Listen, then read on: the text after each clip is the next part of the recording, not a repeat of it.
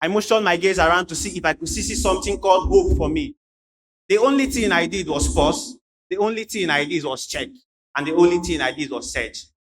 And in the midst of that theology of confusion, in the midst of that piled up volume of frustration, the only thing making meaning to me was ending this life that made no meaning to me, leaving me in a motionless motion of thick darkness.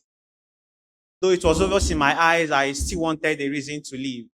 The pantings of my heart, the calibrations of my soul wanted something called the reason to live. To me, it was a tangibility. Yeah, I sought for it in the ashes.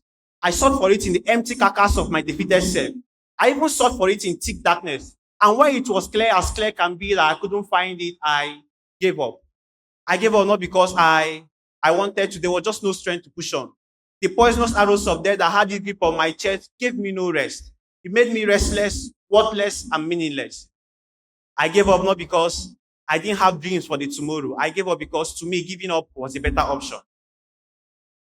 And just then,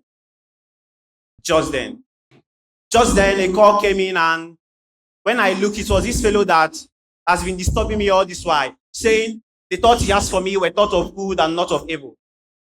But trust me, someone on a pathway of rejection, interfacing with depression, you should know my answer by now. I busy this line, and the only excuse I gave, which was not an excuse, was that I was busy. I busy this line, and the only excuse I gave, which was not an excuse, was that I was busy.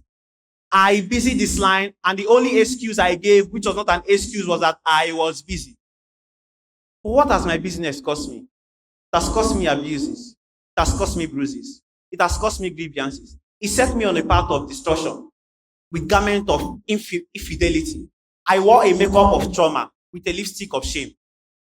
And then I put my business on a scale balance with the cost it has cost me. And then when I checked, because it became obvious in my eyes that I was foolish all this while. Very foolish. And I took up courage like a clothing, wore it like an armor, and picked that call.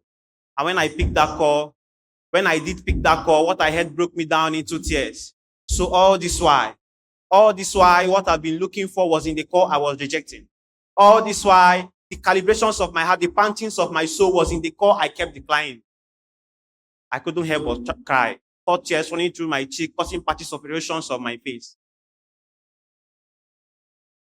And then, just before he dropped the call, he made me understand in a manuscript he called scripture, compendium of literature, that if I can love him and be called after his purposes he has for me, that all things will work together for my good. When he said all things, I paused, fixed my gaze on the call line as though my gaze was on his, and then said all things. Yeah, from the other hand, he said all things, including my abuses, including my bruises, including my depression, my garment of depression, including my makeup of trauma, my lipstick of shame. He said all things. And then on the strength of that conviction, I can shout to the heavens and my voice will echo to the earth that the sons of men will hear that I am the called of Abba. Because even when I kept busy in his line, he never stopped calling. Even when I kept telling him no, he never stopped punching my line on that his call line.